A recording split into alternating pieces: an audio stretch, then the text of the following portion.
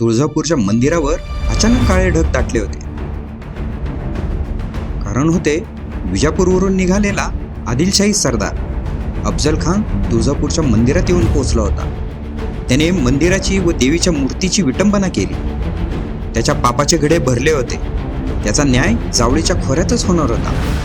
इतिहासात सुवर्ण अक्षरांनी लिहून ठेवलेला अफजल खानाचा वध जिथे झाला त्या शिवप्रतापाचा जिवंत साक्षीदार म्हणजेच प्रतापगड. जय शिवराय मित्रांनो.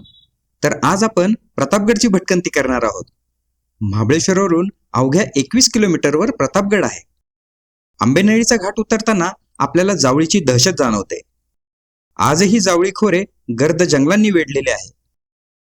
अस्वलाच्या केसात एखादी ऊ सोडली तरी ती सापडेल, पण जावळीच्या खोऱ्यात सोडलेला एखादा हत्ती सुद्धा शोधणे मुश्किल, अशी ही घनदाट जावळी. जावळीच्या चंद्ररावांचा म्हणजेच यशवंतराव मोऱ्यांचे पारिपत्य करून महाराजांनी जावळी व रायरी हस्तगत केली. भोवताली मकरंदगड, चांभार, कांगोरी आणि सोनगड यांसारखे किल्ले असूनही महाराजांनी दूरदृष्टीने भोरप्या डोंगर हेरला आणि इसवी सन 1656ला मोरोपंतांना या डोंगरावर किल्ला बांधायला सांगितला. प्रतापगडाच्या भक्कम अशा महादरवाज्यातून प्रवेश केला. आज जाताना देवड्यांमध्ये आम्हाला एक तोफ दिसली आणि मशाल ठेवण्यासाठीचा एक दगडही दिसला. येथून पुढे पूर्वेकडे गेलो की आपल्याला झेंडा बुरुज दिसतो. गड संवर्धनाचे काम गडावर अत्यंत चांगल्या पद्धतीने चालू होते. त्याचा राबताही आम्हाला बघायला मिळाला. या बुरुजाचा उपयोग टेहळणी करण्यासाठी होत असे. या बुरुजावर अभिमानाने डौलात फडकणारा भगवा झेंडा आम्हाला दिसला. झेंडा बुरुज आहे. क्या बोला तूने? झेंडा बुरुजाच्या पायऱ्या चढण्या अगोदर आम्हाला ह्या बुरुजाची पाहणी करता आली. आत जाण्यासाठी वेगळा दरवाजा व बाहेर येण्यासाठीचा वेगळा दरवाजा आहे. गडाची बुरुजावरून टेहळणी करतेवेळी आपले मावळे याच मार्गाने हातात तेजस्वी मशाल घेऊन चालले असतील, हा विचार जरी डोक्यात आला तरी अंगावर रोमांच उभे राहतात. बुरुज खालच्या बाजूने पाहून आम्ही झेंडा बुरुजाच्या पायऱ्या चढून बुरुजावर आलो.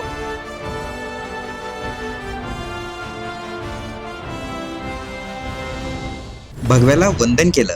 निळ्या आकाशाच्या पार्श्वभूमीवर फडकणारा भगवा झेंडा म्हणजे स्वप्नपूर्ती मित्रांनो. या बुरुजावरही 2 चिलखती तटबंदी आहेत. बुरुजावरून दिसणारा प्रतापगडाचा परिसर व भवानी मातेचे मंदिर खूपच सुंदर दिसते.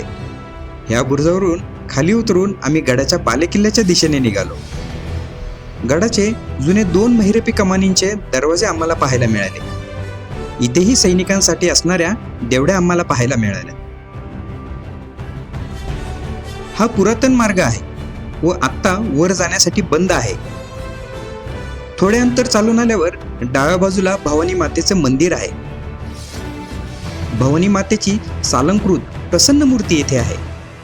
अष्टभुजा महिषासुरमर्दिनी सिंहारूढ मूर्ती लक्षवेधक आहे. महाराजांच्या आज्ञेनुसार नेपाळमधील गंडकी नदीतून शाळीग्राम शिला आणून त्यातून ही मूर्ती घडवून घेतली होती. जुलै 1661 मध्ये तिची गडावर स्थापना करण्यात आली होती. याच मंदिरात महाराजांचे पूजेतील स्फटिक शिवलिंग आहे. याच मंदिराच्या सभामंडपात सरनौबत हंबीराव मोहिते यांचीही तलवार आहे. वर जाताना हनुमान मंदिरात जाऊन दर्शन घेतले आणि आम्ही बालेकिल्ल्यात प्रवेश केला. दिनांक 10 नोव्हेंबर 1659 साली अफजल खानाचे याच गडाच्या माचीवर बिचवा, वाघनखे आणि तलवारीचा वापर करून महाराजांनी वध केला होता.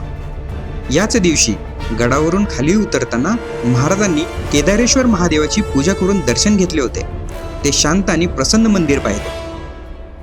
मंदिराच्या मागे तटबंदीमध्ये एक गुप्त दरवाजा आहे जो आम्ही आज जाऊन पाहिला.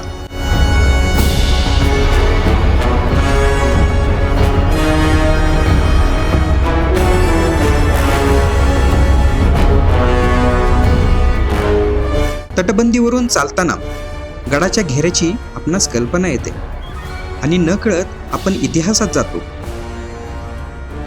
भेटीसाठी उभारलेल्या शामियान्यात खानाने दगा केला व मिठीच्या बहाण्याने त्यांना बगलेत प्रचंड ताकदीने दाबण्याचा प्रयत्न केला, परंतु महाराजांनी क्षणात स्वतःला आवरून डाव्या हातातील वाघनकांचा मारा केला आणि उजव्या हातातील बिचव्याने पोटात मारा केला.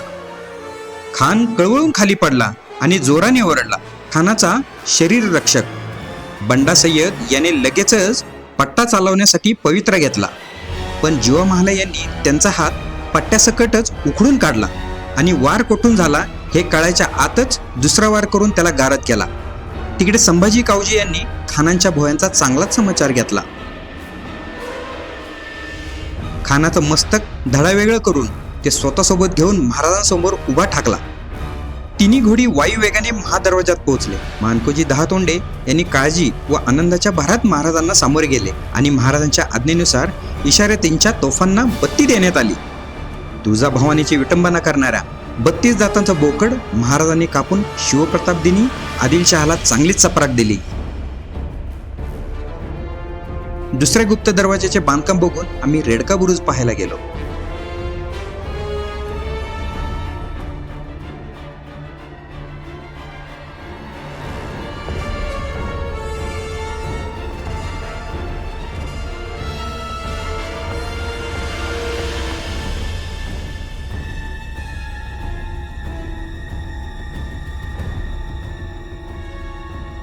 इथून कोकणात उतरलेली डोंगरातील नागमोडी घाटवाट पाहिली.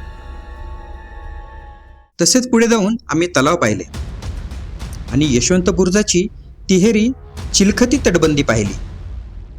या तटबंदीची पडझड झाली असल्याने त्याच्या पुनर्बांधणीचे काम चांगल्या प्रकारे चालू असल्याचे आम्हाला पाहायला मिळाले. याच बुरुजावरील खालच्या तटबंदीमध्ये प्रवेश करता येण्यासारखा छोटासा दरवाजा आहे.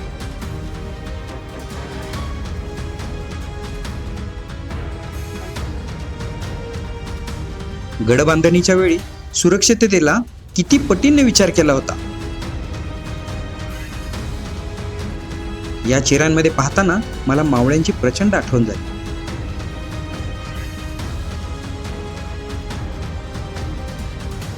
एक एक मावळा महाराजांसोबत राहून स्वराज्य निर्माण झाले होते. या तटबंदीपासून महाराजांच्या मूर्तीकडे जाताना आम्हाला झाडीत एक चांगल्या बांधणीची विहीर दिसली. बालेकिल्ल्यामध्ये पूर्वी जिथे महाराजांचा वाडा होता त्या ठिकाणी सध्या छत्रपती शिवाजी महाराजांचा अत्यंत सुंदर आणि देखणा असा अश्वारूढ पुतळा आहे.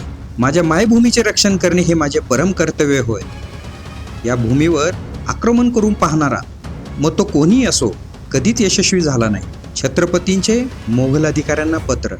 या पुतळ्याचे मनोभावे दर्शन घेऊन आम्ही गड पायउतार झालो. महाबळेश्वरमध्ये येऊन आम्ही श्री क्षेत्र महाबळेश्वर महादेवाचे दर्शन घेतले. महाराजांनी जिजाऊ साहेबांची सुवर्णतुला याच मंदिरात केली होती. त्याचसोबत सोनोपंत डबीर यांचीही तुला केली होती. श्री पंचगंगा मंदिरामध्ये जाऊन कृष्णा, कोयना, वेण्णा, सावित्री आणि गायत्री या 5 नद्यांचा उगम पाहिला आणि प्रतापगडचा ट्रेक पूर्ण झाला. मित्रांनो, तुम्हाला हा व्हिडिओ आवडला असेल तर आपल्या माउंटेनियर अनिल चॅनलला नक्की लाईक आणि सबस्क्राईब करा. भेटूयात पुढच्या व्हिडिओमध्ये.